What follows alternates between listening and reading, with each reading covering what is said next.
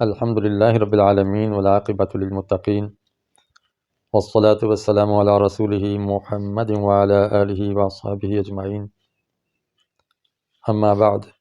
بسم اللہ الرحمن الرحیم۔ قال رسول اللہ صلی اللہ علیہ وسلم: الحیاء شعبۃ من الایمان۔ اللہ کے رسول صلی اللہ علیہ وسلم نے ارشاد فرمایا کہ حیا اور شرم ایمان کا حصہ ہے۔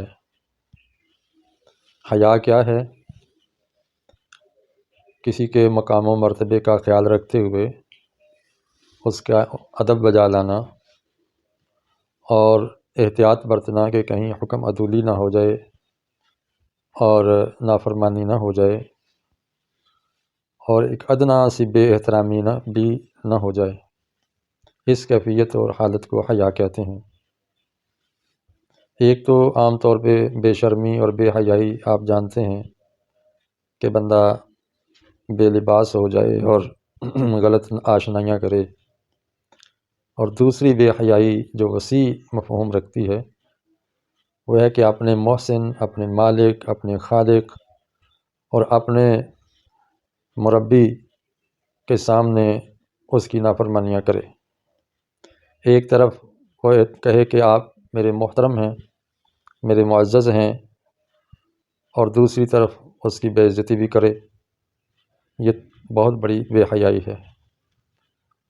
جب انسان کے اندر یہ مادہ ختم ہو جاتا ہے حیا والا، تو وہ کچھ بھی کر سکتا ہے۔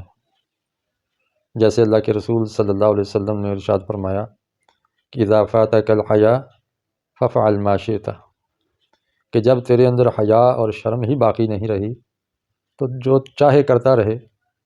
یعنی وہ بہت ہی بے مہار اونٹ کی طرح جدھر چاہے منہ مارے، تو وہ اپنے آپ کو کسی چیز کا پابند نہیں سمجھتا۔ یہ سب سے بڑی بے حیائی ہے۔ حیا مومن کا زیور ہے، اور حیا مومن کا شعار اور علامت ہے۔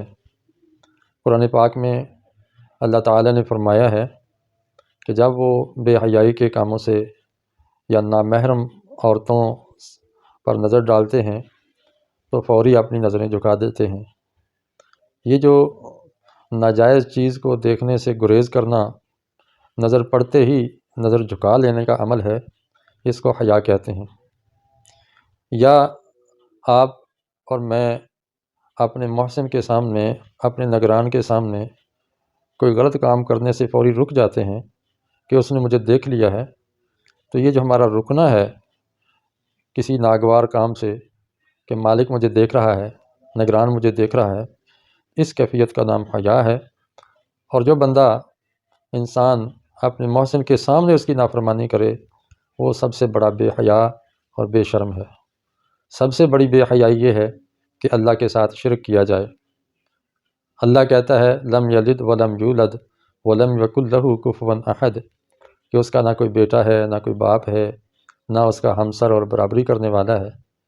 اب اگر کوئی بندہ کہے کہ اس کی برابری کرنے والا ہے، فلاں بھی اس کا شریک ہے، تو اس سے اللہ کو بڑی غیرت آتی ہے کہ میں تو کہتا ہوں کہ میرا کوئی شریک نہیں، اور یہ میرا شریک بنا رہا ہے۔ تو یہ بڑی بے غیرتی اور بے شرمی کی بات ہے کہ اپنے محسن کے ساتھ ان کو بھی شریک کیا جائے جنہوں نے ذرا بھی احسان نہیں کیا۔ اس لیے ایمان کا تقاضا یہ ہے، ایک مومن کی شان یہ ہے کہ وہ حیا کا زیور پہنے اور حیا کے زیور سے آراستہ ہو۔ اللہ تعالیٰ سے دعا ہے کہ وہ ہمیں حیا اختیار کرنے کی توفیق عطا فرمائے۔ وآخر دعوانا ان الحمد للہ رب العالمین۔